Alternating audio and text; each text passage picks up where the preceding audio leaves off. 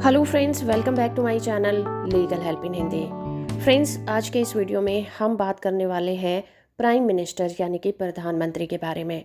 भारत में प्रधानमंत्री की क्या पोजीशन होती है, उसकी क्या पावर्स होती हैं और उसकी अपॉइंटमेंट कैसे की जाती है, इस बारे में हम इस वीडियो में बात करने वाले हैं। तो वीडियो से आखिर तक जुड़े रहिए। वीडियो इन्फॉर्मेशन अच्छी लगे तो आप इस वीडियो को लाइक, शेयर और चैनल को सब्सक्राइब करना बिल्कुल मत भूलिएगा। संसदीय शासन व्यवस्था में जो प्रधानमंत्री की पोजीशन होती है, जो उसका पद होता है, वो बहुत ज़्यादा इम्पॉर्टेंट होता है। तो जो भारत में प्रधानमंत्री की स्थिति है, जो पद है, वो इंग्लैंड के प्रधानमंत्री के पद के समान होती है, क्योंकि इंग्लैंड में भी जो संसदीय व्यवस्था है वो भारत की संसदीय व्यवस्था जैसी है। तो भारत में जो शासन करने की वास्तविक पावर होती है वो प्रधानमंत्री के पास ही होती है और राष्ट्रपति के पास कोई भी ऐसी पावर नहीं होती है। देश को जो चलाता है वो प्रधानमंत्री चलाता है। राष्ट्रपति के पास केवल वैधानिक पावर होती हैं और प्रधानमंत्री के पास देश की नीतियों को निर्धारित करने की और देश को चलाने की पावर होती हैं। इसी के रिलेशन में लॉर्ड मार्ले ने कहा था कि प्रधानमंत्री जो होता है वो मंत्रिपरिषद का मेहराब होता है। इसका कारण यही है कि जो मंत्रिपरिषद मेन प्रमुख व्यक्ति होता है वो प्रधानमंत्री होता है और उसी के कंधों पर सारे कार्यभार की व्यवस्था टिकी होती है और प्रधानमंत्री की योग्यता या फिर अयोग्यता के आधार पर देश की प्रगति निर्धारित की जाती है, क्योंकि असल में प्रधानमंत्री ही देश का संचालक होता है। अगर हम ये मानकर चलें कि जो मंत्रिपरिषद होती है वो शासन करने के लिए एक नाव है, तो प्रधानमंत्री उस नाव का संचालक होता है।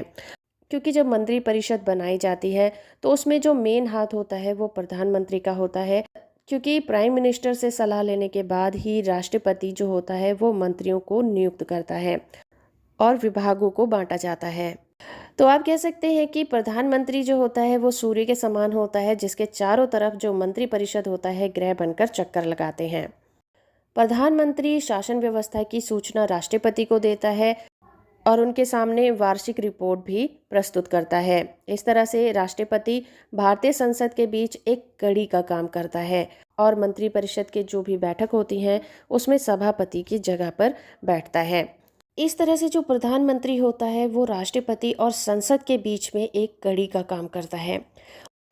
वो मंत्रिपरिषद की जितनी भी बैठकें होती हैं उसमें सभापति की जगह पर अपना स्थान ग्रहण करता है। दोस्तों, इसको हम एक एग्जाम्पल की तरह से समझ सकते हैं कि प्रधानमंत्री का मंत्रिपरिषद से ऐसा ही रिलेशन होता है जैसे कि एक दिमाग का पूरे शरीर की यानी कि मानव बॉडी के पूरे शरीर के साथ होता है। बिना दिमाग के पूरी बॉडी बेकार हो जाती है। उसी तरह से बिना प्रधानमंत्री के एक मंत्रिपरिषद सुचारू रूप से काम नहीं कर सकती। तो जिस तरह से बॉडी का हर एक पार्ट हमारे दिमाग से जुड़ा होता है और दिमाग के कहे अनुसार ही अपना काम करता है, अगर दिमाग उन्हें इंस्ट्रक्शन देना बंद कर दे तो बॉडी में कहीं ना कहीं कोई बीमारी उत्पन्न हो जाएगी और बॉडी काम करना बंद कर देगी। उसी तरह से प्रधानमंत्री और मंत्रिपरिषद का रिलेशन होता है, लेकिन इसे गलत तरीके से हमें नहीं समझना चाहिए। प्रधानमंत्री कोई तानाशाह नहीं होता जो कि मंत्रिपरिषद पर अपना शासन करता है, ना ही मंत्री उसके गुलाम होते हैं। प्रधानमंत्री केवल एक नेता की तरह काम करता है, उनका स्वामी नहीं होता।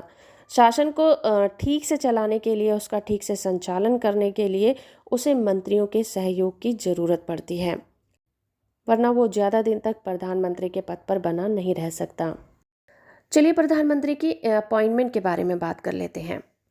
तो संविधान में अगर हम देखें तो संविधान में ये उपबंधित किया गया है कि प्रधानमंत्री की अपॉइंटमेंट राष्ट्रपति करेगा। लेकिन अगर हम सामान्य कंडीशन में देखें तो प्रधानमंत्री की नियुक्ति के संबंध में जो राष्ट्रपति की पावर हैं वो ज़्यादा इम्पोर्टेंस नहीं रखती हैं। क्यों?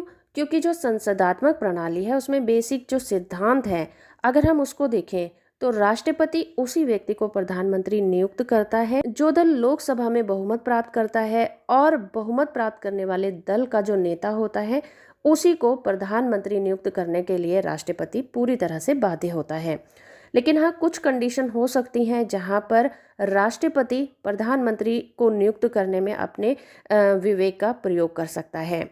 संविधान के अनुसार देखें तो भारत के सदन के किसी भी सदन का सदस्य प्रधानमंत्री पद ग्रहण कर सकता है।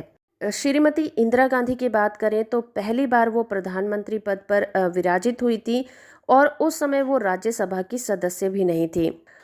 इसी तरह से पीवी नरसिम्हा राव और एचडी देवगौड़ा प्रधानमंत्री पद को ग्रहण करते समय संसद के किसी भी सदन के सदस्य नहीं थे।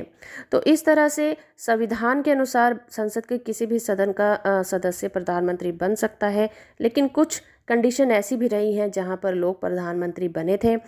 फिर भी हमारा संविधान ये कहता है कि प्रधानमंत्री पद को ग्रहण करने वाला व्यक्ति लोकसभा का सदस्य जरूर होना चाहिए।